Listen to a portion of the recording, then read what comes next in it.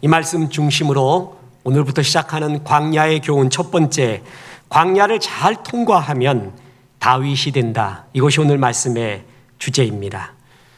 돌아가신 동화 작가였던 정채봉 시인의 콩신의 자녀교육이라는 시가 있습니다.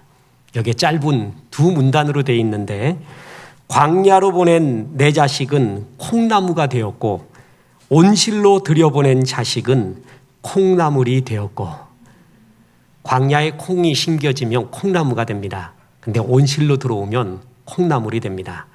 우리 주님께서는 우리를 콩나무처럼 강하고 단단하게 자라기를 원합니다. 그래서 광야 훈련 학교에 우리를 입학시킵니다. 광야라는 학교는 사실 없습니다. 그런데 많은 성경학자들이 광야를 학교에 비유하며 그곳에서 정말 소중한 주의 나라를 배운다 하여 광야 학교라고 말합니다.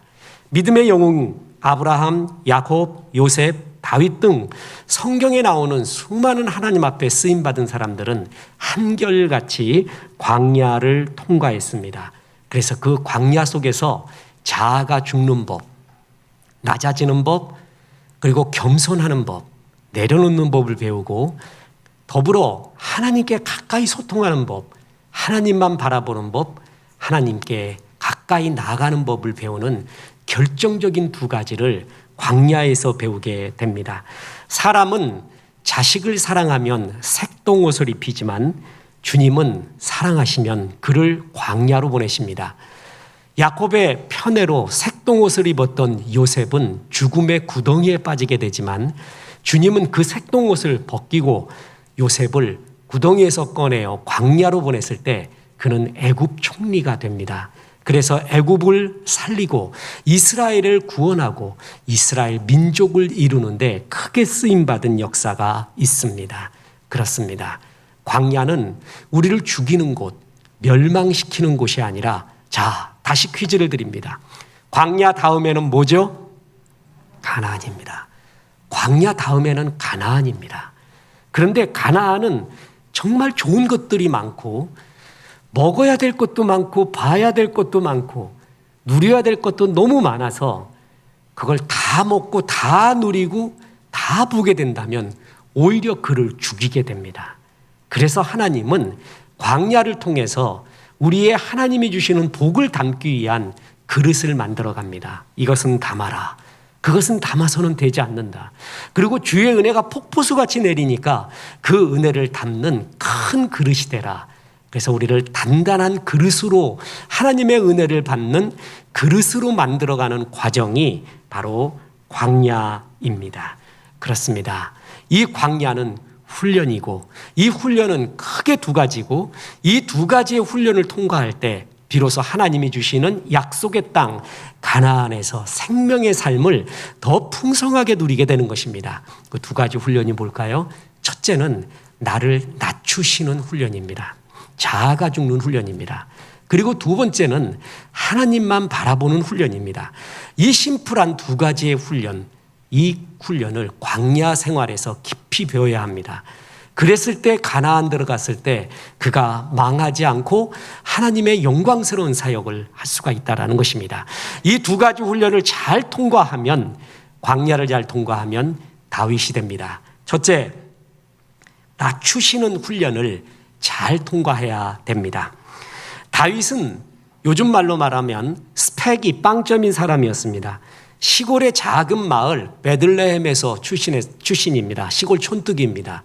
그리고 이새라는 아버지의 8아들 중에 막내둥이였습니다. 양치는 목동이었습니다. 형들은 집에서 편안히 밥 먹고 사무엘 선지자를 맞아들일 때 다윗은 들에 나가 양을 쳐야 됐던 사람입니다. 또한 전쟁이 났을 때, 형들이 전쟁터에 나갔을 때 다윗은 도시락을 배달하던 그런 하찮은 일들을 했던 사람이 다윗입니다. 그런 흙수저 다윗을 하나님이 왜 택했을까요? 그 이유는 사무엘상 16장 7절에 나옵니다. 내가 보는 것은 사람과 같지 아니하니 사람은 외모를 보거니와 나 여호와는 중심을 보느니라 하시더라. 다윗이 중심을 봤어요. 한마디로 뭐냐 하면 다윗은 하나님을 정말 사랑했습니다. 바라봤습니다. 우리가 느끼잖아요. 저 사람이 나를 정말 사랑하고 있구나. 나를 좋아하고 있구나. 우린 그걸 압니다. 아무리 IQ가 낮아도 알아요. 다윗은 진짜 주님을 사랑했어요. 주님을 좋아했어요. 그것을 하나님이 알고 계셨습니다. 그가 도덕 윤리적으로 능력적으로 뛰어나다라는 것보다 그는 나를 정말 사랑하고 있고 나를 향하고 있다는 것을 하나님이 다윗을 보고 알았습니다. 그 마음의 중심을 보고 다윗을 택하게 됩니다. 다윗은 이제 충분히 교만해질 수 있는 상황으로 갑니다. 사무엘 선지자가 자기 집에 찾아와서 기름 부으면서 너는 장차 이스라엘의 왕이 될 것이라고 말합니다. 그리고 결정적으로 블레셋과의 전투에서 그 블레셋 장군인 골리앗을 때려눕힙니다. 민족 영웅이 됩니다. 뿐만 아니라 이스라엘의 초대왕 사울의 사위가 됩니다. 그리고 백성들이 다 좋아합니다. 사울이 죽인 자는 천천히요, 다윗이 죽인 자는 만만이라. 우리가 객관적으로 제3자의 입장으로 다윗의 이 이야기를 읽는 동안에 느끼는 게 뭘까요? 조금만 문해력이 있어도 느끼는 게 있습니다. 다윗 위험하다. 너무 높아지고 있다. 한없이 교만해질 수 있는 상황이에요. 그리고 이것이 왕의 자질은 아닙니다. 위험할 수 있습니다. 교만해질 수 있고 수많은 적이 생길 수 있는 상황이 다윗에게 일어나고 있습니다. 이때 하나님은 진짜 다윗을 하나님 마음에 합한 주님의 리더로 세우기 위하여 그를 학교에 입학시킵니다. 그 학교가 바로 광야 학교라는 것입니다. 광야로 그를 보내서 그를 낮추십니다. 자아가 죽게 합니다. 겸손을 몸으로 배우게 합니다.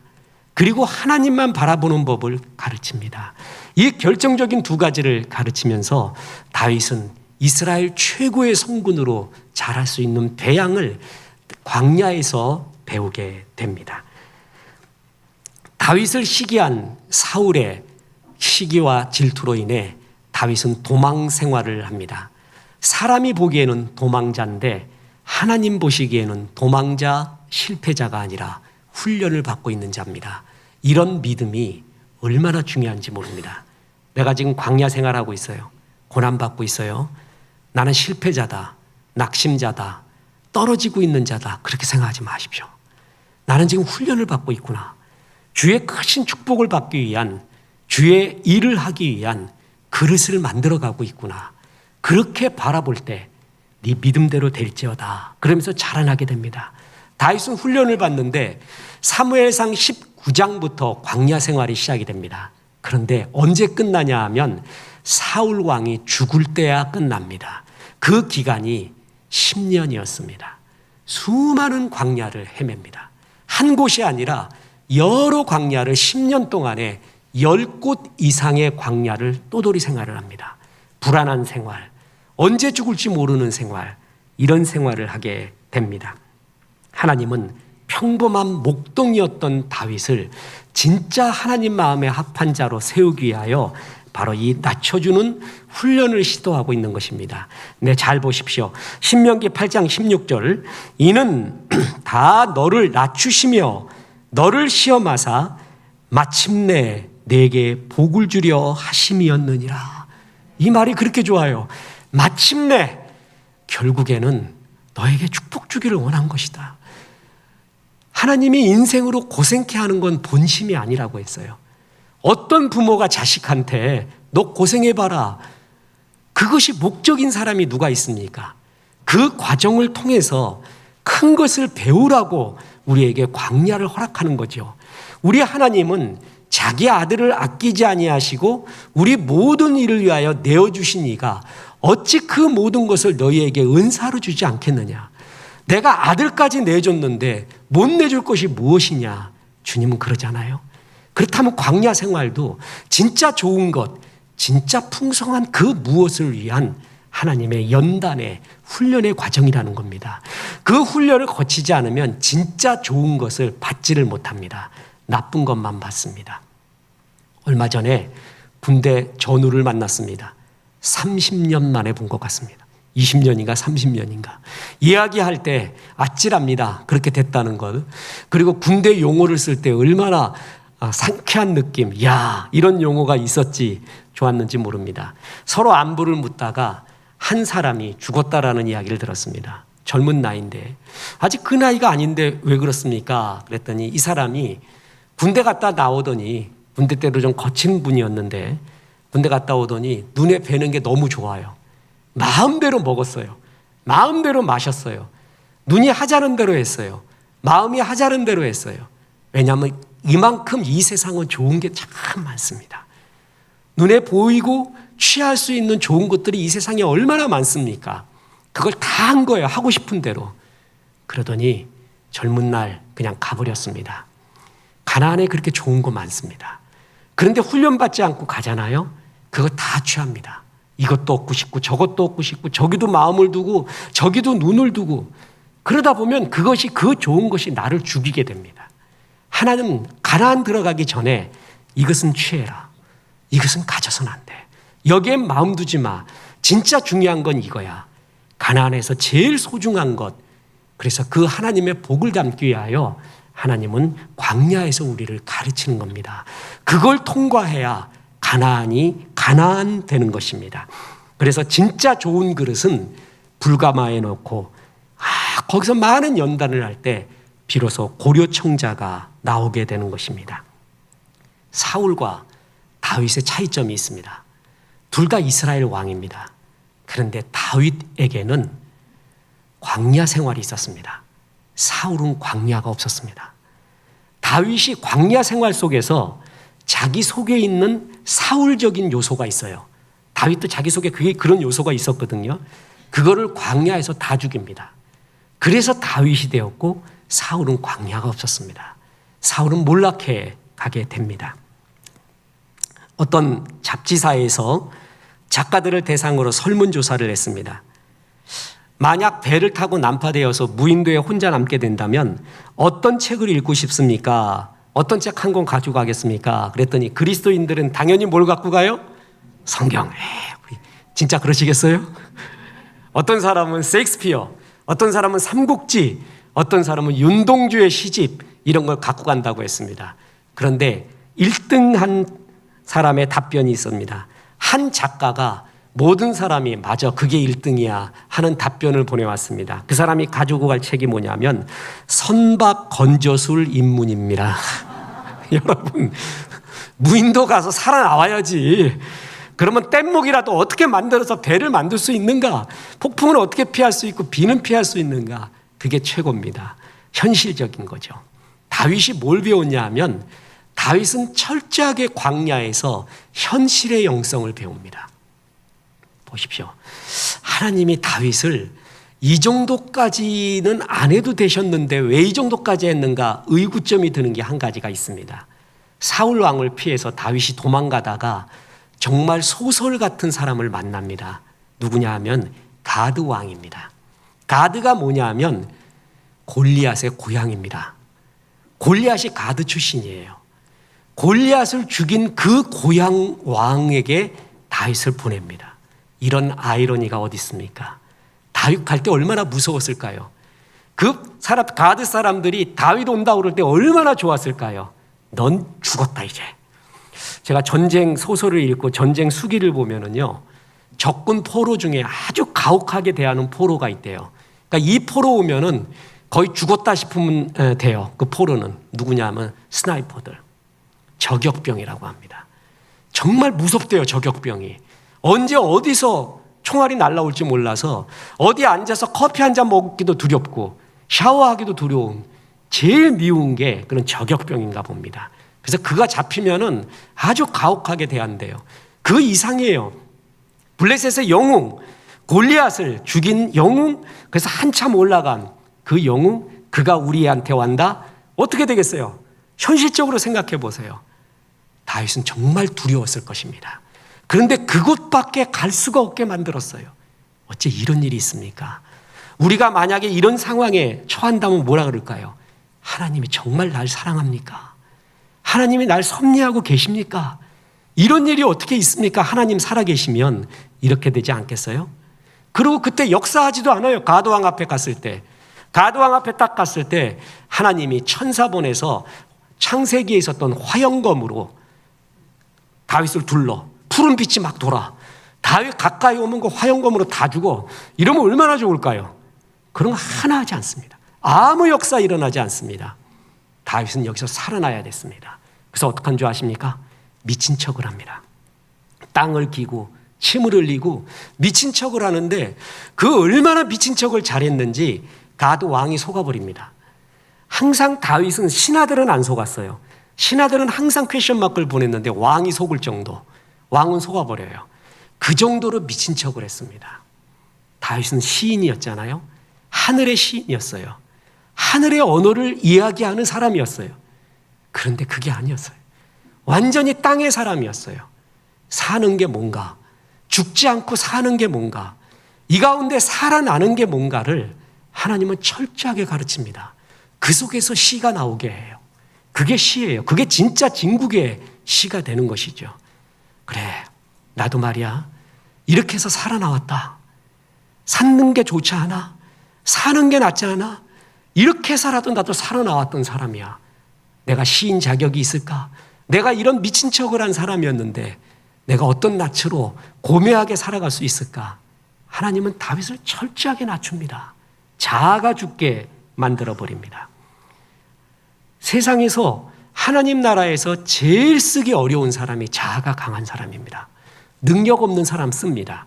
죄인 씁니다. 아무것도 아닌 사람 다 쓰십니다. 그런데 자아 강한 사람은 쓸 수 없습니다. 자아가 강한 사람은 순종하지 않습니다. 항상 자기가 옳습니다. 자기 옳은 소견대로 행하려고 합니다. 자아가 강한 사람은 어디에도 쓸 수가 없어요. 그래서 하나님은 광야에서 철저하게 자아가 죽는 훈련을 하게 합니다. 겸손하시고 또한 낮아지는 법을 배우게 하십니다. 너희는 세상의 소금이라고 했습니다. 이놈의 소금이 설렁탕에 들어갔는데 녹지를 않네. 이것이 딱딱하게 그대로 있어요. 죽어도 내가 풀어지나 보라. 그러면 설렁탕 맛을 못 냅니다. 소금은 풀어져야 됩니다. 비누가 너무 딱딱해요. 돌 같아요. 풀어지지가 않아요. 그러면 사람의 때를 벗길 수가 없습니다. 비누는 부드럽게 풀어져야 됩니다. 땅이 너무나 단단하잖아요. 그러면 하나님이 쟁기질을 합니다. 그래서 부드럽게 만들어요. 흙을. 그래야 씨앗을 심었을 때도 씨앗이 그 땅에서 열매를 맺을 수가 있는 씨앗으로, 열매로 자라게 됩니다. 단단했던 자아, 광야를 통해서 부셔지는 것입니다.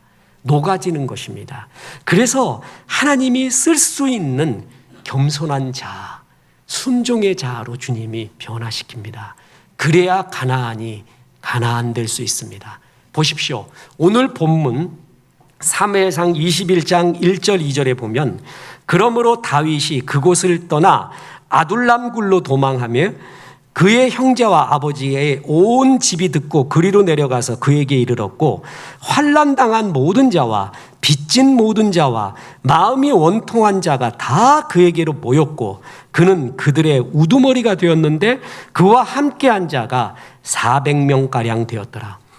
이 아둘람 굴로 모인 400명이요 나중에 다윗의 왕국을 구성하는데 결정적인 사람들이 됩니다. 그런데 어떤 사람인가 보세요.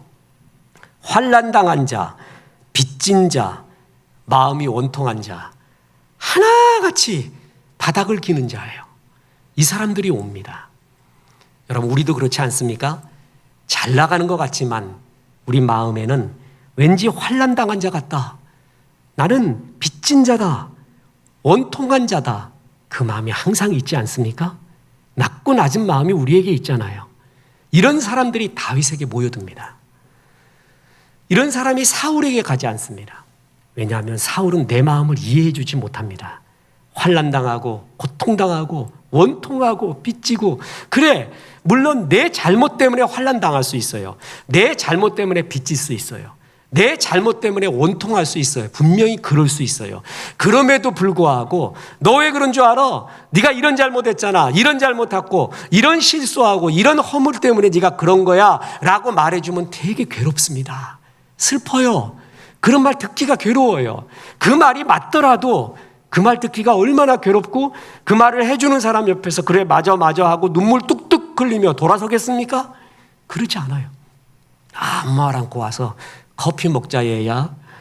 너 찐 계란 있는데 반숙 좋아하냐 완숙 좋아하냐 그러면서 그거 같이 나눠 먹고 옥수수 같이 나눠 먹고 이야기하고 참 힘들었겠구나. 빚 때문에 힘들었겠구나. 환난 당해서 힘들었겠구나. 그렇게 이해해 주는 사람이 좋아요. 거기부터 시작하는 거예요. 그런데 그런 이해의 마음, 긍휼의 마음, 포용의 마음은 하나도 없고 지적만 해주는 사람 앞에는 얼마나 괴롭겠습니까? 근데 다윗에게 몰려든 사람 보세요. 환난 당하고 빚지고 원통하고 다윗은 내 마음 이해해줘. 다윗 그럴 거예요. 아그들아, 동지들, 그대들 마음 아요.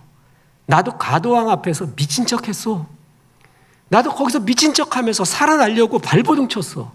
산다는 게 뭔지, 목숨이 뭔지, 살아나려고 하는 것이 무엇인지 난 그 마음을 압니다. 그때 그 마음이 풍겨지는 거예요. 그때 사람들이 몰려듭니다. 그의 곁에 있습니다. 바로 자아가 죽는 훈련, 낮아지고 겸손한 훈련. 사람이 이게 없잖아요. 다 잘 돼요. 그러면 그 사람 곁에는 사람들이 몰려들죠. 왜 몰려드냐면 이득 때문에 몰려들어요. 뭔가 한 자리, 뭔가 부스럭이라도 받기 위해 몰려들지 그의 인격을 진짜 존중하고 그의 마음을 정말 사랑해서 몰려들지는 않습니다. 그런데 긍휼이 있는 사람, 은혜가 있는 사람은 정말 모여듭니다. 그리고 이야기하려고 합니다. 하나님 나라는 이러한 자의 것입니다. 다윗에게 리더로서 제일 소중한 것이 무엇인가? 낮아진 마음, 자아가 죽은 것, 주님이 마음 끝대로 쓸 수 있는 자, 그 자를 위해서 주님은 다윗을 낮게 하셨습니다. 광야에서 그것을 배우게 하십니다. 그뿐만이 아닙니다. 낮아진 데서 그치지 않고 두 번째로 결정적으로 하나님께 가까이 가는 훈련을 하게 합니다. 광야는 자아가 죽는 곳이라고 했죠.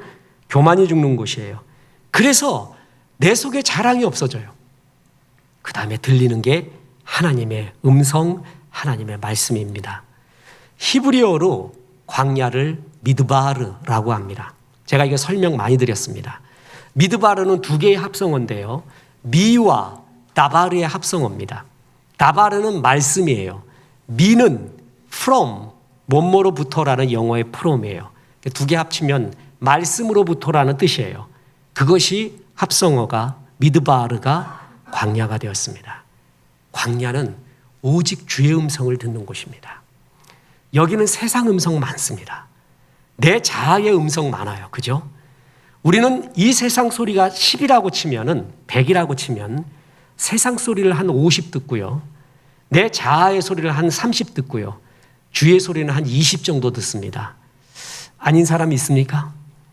자, 우리 솔직히 말해 봅시다. 아멘이라는 말은 진실이라는 말이거든요. 하나의 의미가. 하나님께는 진실해야 은혜 받습니다. 기도할 때 오직 주님만 바라봅니까? 오직 주만 바라보냐고. 여러분은 오직 주만 바라보고 진실로 기도하는지 몰라도 나는 안 그래요. 목사가. 딴 생각 많이 들어요. 딱 기도 시작 요이 땅 하면은요. 딴 생각 많이 들어요. 어떨 때는 원망하는 생각 들고 걱정하는 생각 들고 또 이상한 설명할 수 없는 생각도 들고 막 그래버려요. 그러다 조금 지나야 이제 조금 정신 차려요. 만약에 우리 기도가 내 진실성에 기도에 힘이 있다면 우린 다 빵점입니다. 안 됩니다. 그래서 하나님은 뭐라 그랬냐면 너의 진실과 너의 성실이 아닌 예수 이름에 하나님이 기도에 힘을 주신 거예요. 그게 얼마나 좋은지 모릅니다. 얼마나 기쁜지 모릅니다. 기도원 가서 기도해 보세요. 어떤 사람 막 진짜 우리 목사님 막 30일 했다, 뭐 39일 했다. 나는 교만해질까 봐 40일은 안 한다. 39일 했다. 이런 사람 얘기 들을 때 그냥 한없이 작아져요. 나는 내 신체 구조상 3일 지나면은 이명이 들리기 시작합니다. 이명. 헛것이 보이기 시작을 해요. 정신이 없어요. 그거 참 이상해요. 어떨 때는 딱 이틀 되잖아요. 이틀 되면은 막 눈만 감으면은 통닭이 보여요. 통닭. 화폐로 통닭이 보이는지 몰라. 그래서 이래서는 안 되겠다. 그래서 기도원 갔는데 그 또 거기서 웃긴 사람도 만나네. 기도원에 가봤더니 머리가 반들반들해요. 기름을 발라갖고. 그래서 왜 그런가 하고 봤더니 너희는 금식할 때 슬픈 기색하지 말고 머리에 기름을 바르고. 그래서 진짜 문자 그대로 해갖고 기름 발라버린 거예요. 문자 그대로. 반들반들. 근데 이 사람이 웬수지. 가서 좀 은혜 좀 받으려고 했더니 내가 마음에 들었나 봐요. 그 대화도 하고 이야기 좀 하더니 좋은 거 있대. 그래도 오래 그래도 가봤더니 버너에다가 라면을 끓이고 있는 거예요. 끝. 금식 끝. 도저히 안 돼. 도저히. 하루 반 지나면요, 이제 도저히 안 되는 거예요. 이제 먹자. 먹고 배불리 기도하자. 이런 경우 한둘이 아닙니다. 나한테 은혜를 두잖아요. 나의 기준으로 내가 한 것에 하나님의 축복을 기대를 걸면은요, 우리는 실패할 사람 되게 많습니다. 하나님은 나를 포기하게 합니다.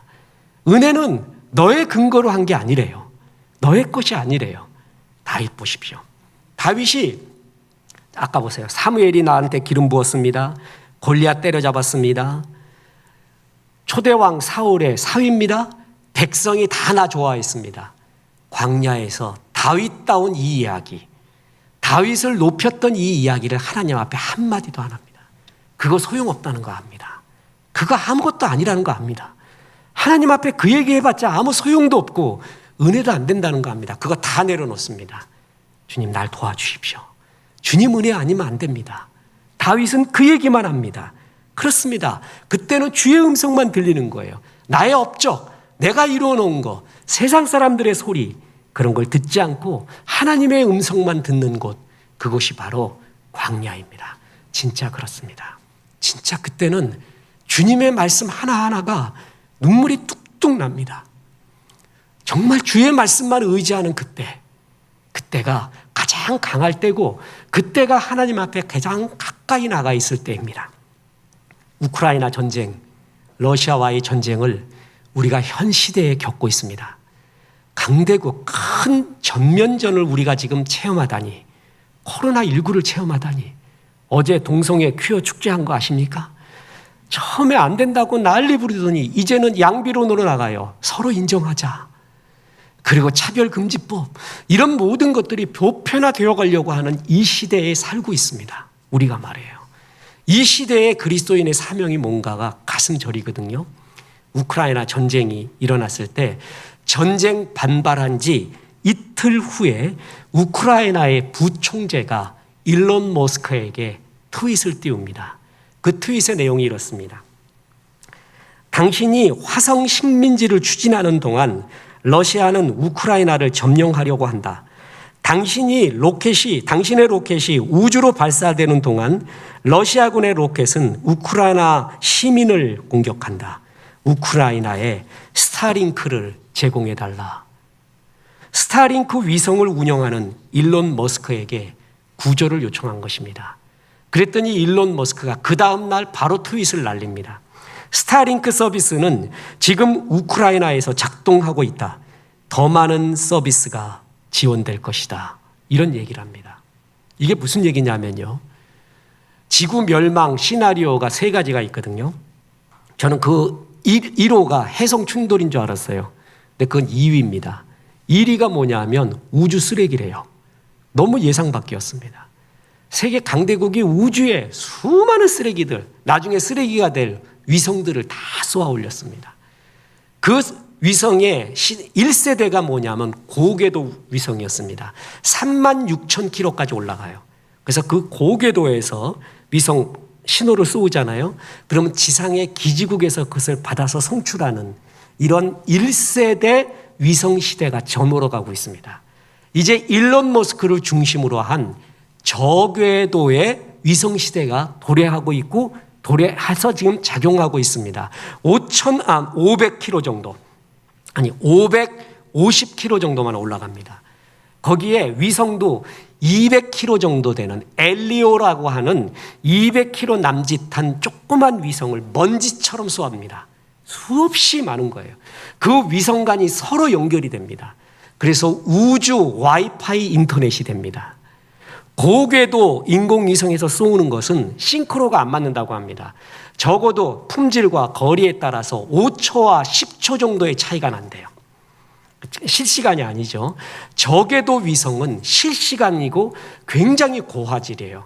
그래서 지금 시대는 저궤도의 인공위성, 그것을 일론 머스크는 스타링크라고 해서 그것을 사용하고 있는 거예요. 우크라이나 부총리가 그것을 요청한 것입니다. 그 얘기가 뭐냐 하면은 전쟁이 나잖아요. 그러면 적국이 상대편 국가의 통신시설을 제일 먼저 파괴합니다. 기지국 다 파괴해요. 그래서 국가 간에 전쟁, 병원, 학교, 교육 모든 일상생활이 마비되게 만들어요. 그래서 통신시설 파괴하는 게 제1 목표입니다. 그런데 아무리 통신시설이 파괴돼도 이제 소용없어요. 스타링크가 있으면요, 위에서 쏘아줘요. 지상의 기지국이 다 폭파되더라도 위에서 쏘아주니까 국가 기능이 유지가 되는 겁니다. 정부가 통제 가능하고 군대가 통제가 되고, 또한 일반 사람들, 우크라이나 사람들의 스마트폰 활용률이 거의 우리나라와 같지는 않지만 엄청나다고 합니다. 그래서 일상생활이 되는 거예요. 그래서 제일 먼저 구조 요청을 한 것이 스타링크 서비스를 우리에게 지속적으로 품질 향상된 것을 제공해 달라라는 것입니다. 그래서 일론 머스크는 제공합니다. 그리고 5,000개의 수신 안테나를 바로 다음 날 보내게 됩니다. 그래서 서방 국가가 우크라이나에 제블린 대전차 미사일, 그리고 스팅거 대항공 미사일, 이런 무기들을 제공하기 전에 제일 먼저 우크라이나에 제공한 게 스타링크, 바로 이 위성 서비스였습니다. 그것이 지금까지 우크라이나가 버티고 있는 3대 요인 중에 하나라는 것입니다. 전 그걸 볼 때 바로 이거구나 라는 걸 깨달았습니다. 어떤 상황에도 통신만 되잖아요. 그러면 됩니다. 어떤 상황에도 하나님과의 통신, 하나님과의 교제, 하나님과의 이야기가 되고 있으면은 그 어떤 상황도 버틴다는 것이죠. 그러지 못할 때 다 죽는 겁니다. 제일 괴로울 때가 하나님과 통신되지 않고 문제만 보일 때입니다. 그때 가장 죽게 되는 것입니다. 시편에서 보면은요, 다윗이 쓴 시가 많습니다. 그런데 다윗의 주옥 같은 시는 전부 광야 생활에서 쓰여지게 됩니다. 다윗은 광야 생활을 통하여서 철저하게 하나님과 대화하는 법을 압니다. 그래서 하나님 앞에 이 시를 드리면서 하나님과의 대화, 하나님과의 가까이 하는 교제가 그의 모든 고난과 광야를 이기는 힘이 되고, 앞으로의 왕 생활, 가나안 생활에도 이것이 제일 소중하다는 것을 다윗은 깨닫고 실제로 그것을 체험하고 살게 됩니다. 광야에서 지었던 대표적인 시가 시편 57편입니다. 거기에 보면 다윗이 사울을 피해 굴에 있었던 때라는 표제가 있습니다. 거기에 이런 구절이 나옵니다. 6절부터 보면, 그들이 내 걸음을 막으려고 그물을 준비하였으니 내 영혼이 억울하도다. 그들이 내 앞에 웅덩이를 팠으나 자기들이 그 중에 빠졌도다. 하나님이여, 내 마음이 확정되었고 내 마음이 확정되었사오니 내가 노래하고 내가 찬송하리이다. 내 영광아 깰지어다. 비파야 수금아 깰지어다. 내가 새벽을 깨우리로다. 여기에 내가 새벽을 깨우리로다 라는 구절에 보면 다윗이 잠을 못 잤나 봅니다. 늘 도망자의 생활, 그죠? 도망자의 불안함, 언제 죽을지 모르는 그 상황 속에 그는 잠을 제대로 이룬 적이 없나 봅니다. 그 굴에 들어가서도 마찬가지입니다. 그래서 새벽에 깨요. 내 인생이 왜 이럴까?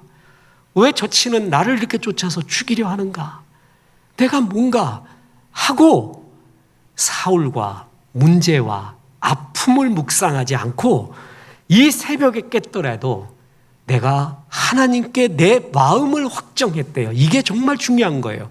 내 마음을 어디에 드리고 있냐면, 도장 찍고 있냐면, 나는 이런 중에도 나를 쫓아오는 사울, 그 미움, 그 원망, 그 아픔, 그 두려움, 그 불안에 내 마음을 드리지 않습니다.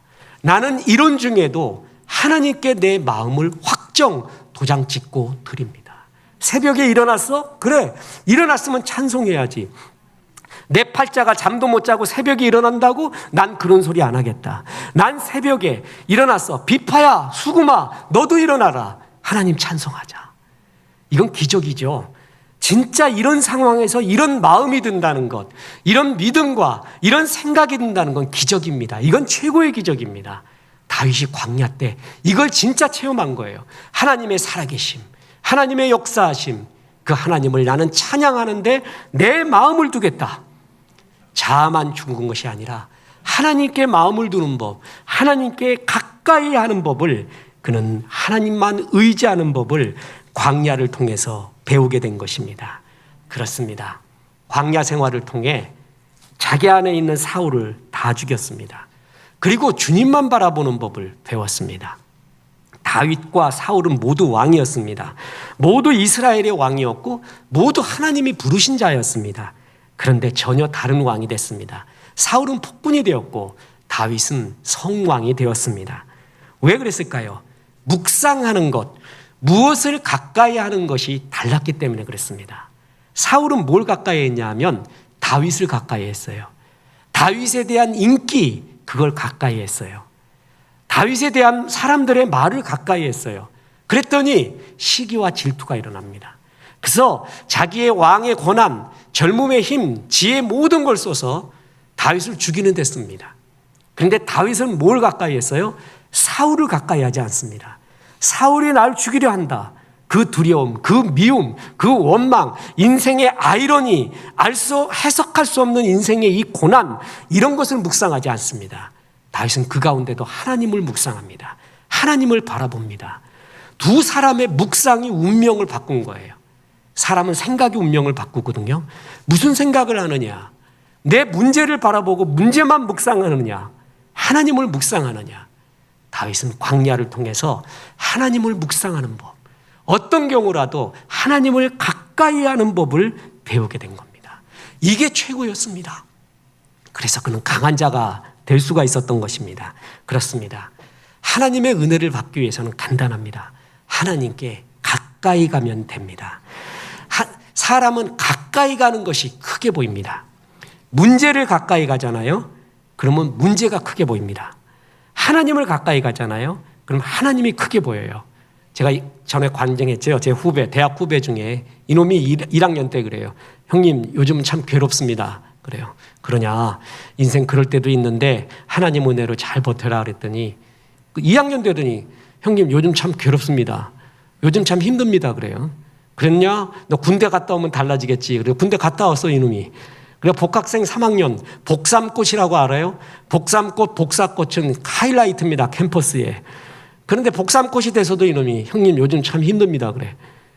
어쩌나 보자 했더니 4학년 졸업할 때 요즘 참 힘듭니다. 그래. 이놈은 맨날 힘든 인생이야. 요즘 맨날 힘들 때 요즘. 그러니까 평생이야 그게 요즘이. 요즘 깡기 지독하지 않은 때가 언제 있었어요? 요즘 젊은이들 버릇없는 거 요즘만 그랬어요? 고대 이집트 피라미드 비문에 나와 있어. 요즘 젊은 것들이 버릇이 없어서 나이 든 사람들을 알아보지 못하고. 요즘은 과도기래. 그거 맨날 옛날부터 있었던 얘기예요. 요즘 힘들었다. 옛날부터 있는 얘기예요. 요즘 힘들지 않은 사람이 어디 있습니까? 이 사람의 문제는 뭐냐 하면 힘든 건 다 똑같은 건데 문제에 가까이 가 있는 거예요. 문제만 바라보는 거예요. 그러니까 크게 보이는 거예요. 근데 하나님께 가까이 가잖아요. 그러면 가까이 간 하나님이 크게 보입니다. 어떤 경우라도 하나님께 가까이가 있잖아요. 그럼 하나님이 크게 보이고 문제보다 크신 하나님이 보이기 시작합니다. 이 비결을 다윗은 광야 생활 때 배우게 된 겁니다. 하나님은 그래서 네 능력을 키우라라는 소리를 하지 않습니다. 능력이 크게 하라 그러면은 실력이 하루아침에 쌓입니까? 실력은 먼지처럼 쌓이는 거예요. 쉽지 않아요. 이런 부담될 거예요. 하나님이 우리에게 첫 번째 요구하시는 것은 네 능력이 쌓이라가 아니라 내게 가까이 오라. 거리의 문제예요. 거리. 하나님은 제일 먼저 그걸 말해요. 이건 할 수 있거든요.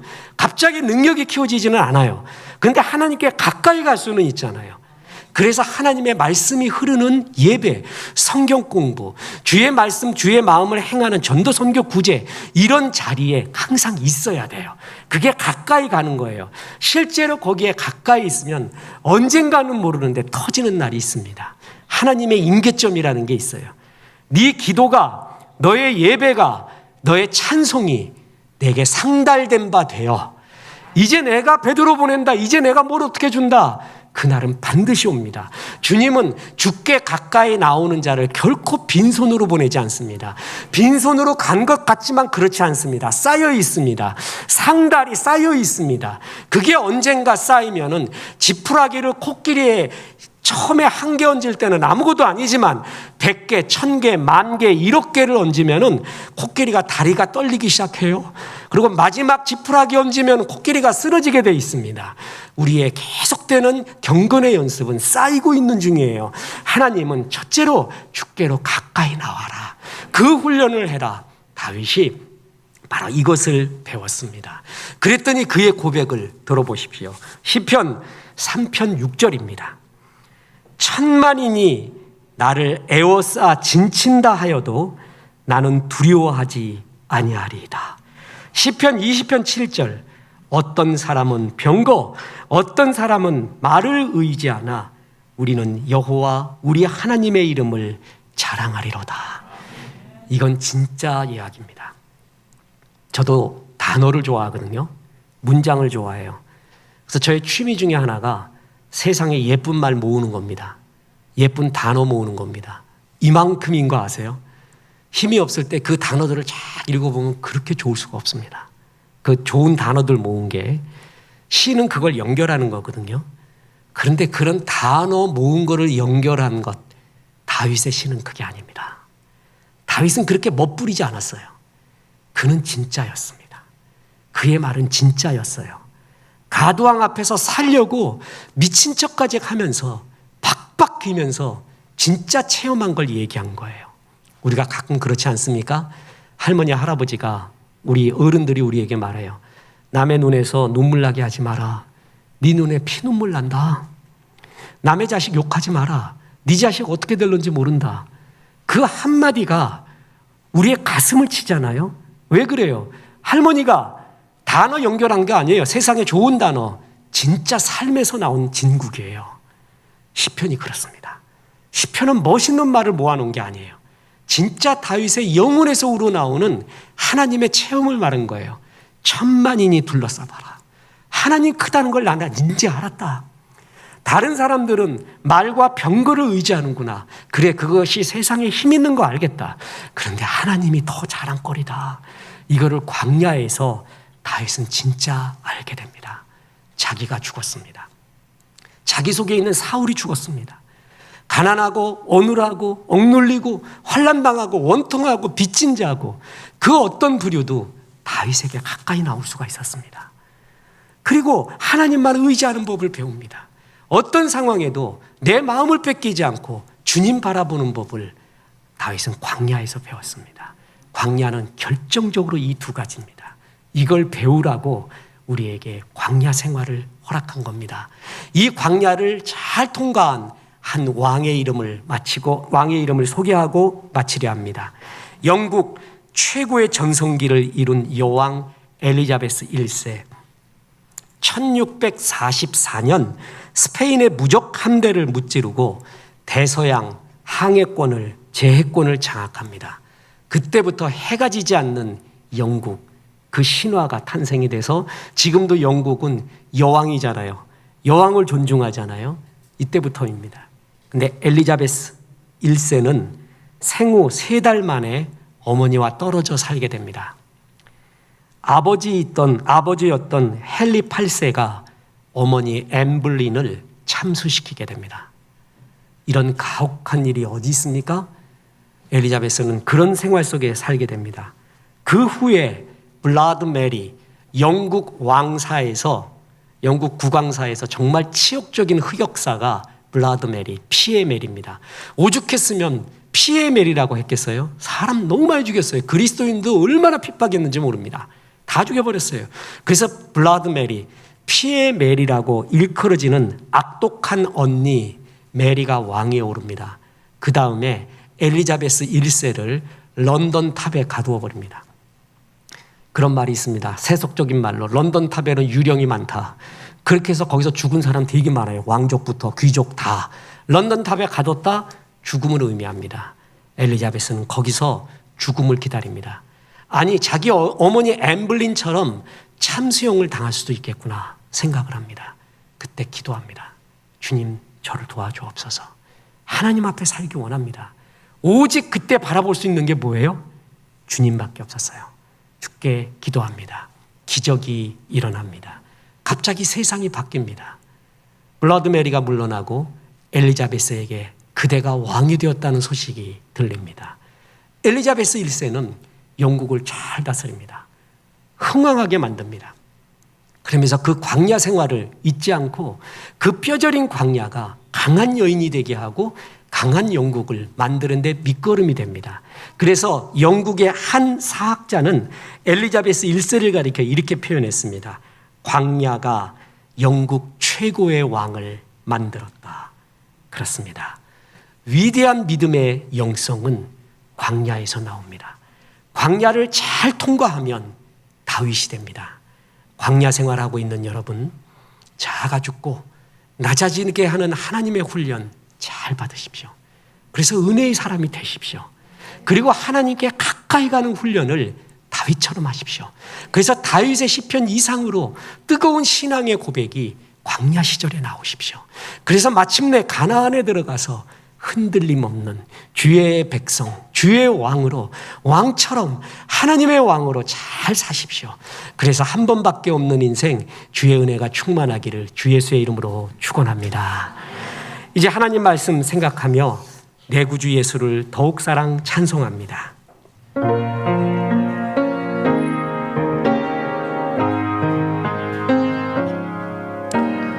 내 구주 예수를 더욱 사랑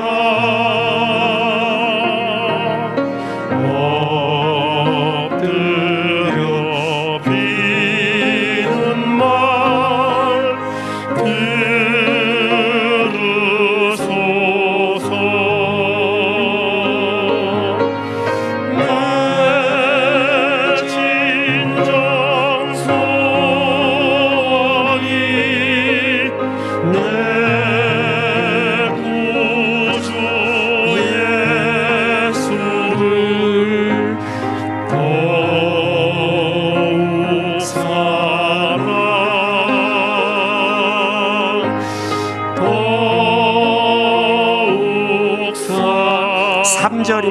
이 세상 떠날 때, 이 세상 떠날 때 찬양하고 숨질 때 하는 말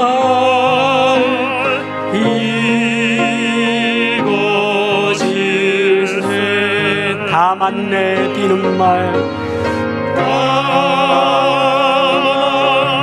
내 비는 말, 내 구주 예. 아멘 아멘. 더욱 사랑 더욱 사랑. 아멘 아멘. 주님, 이것이 우리의 고백입니다. 우리 주님 더욱 사랑하기 원합니다.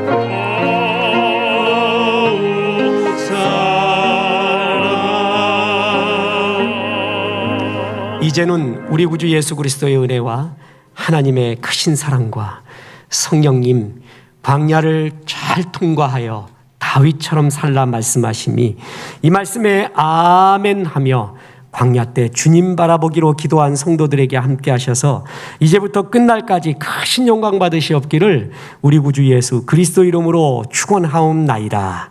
아멘.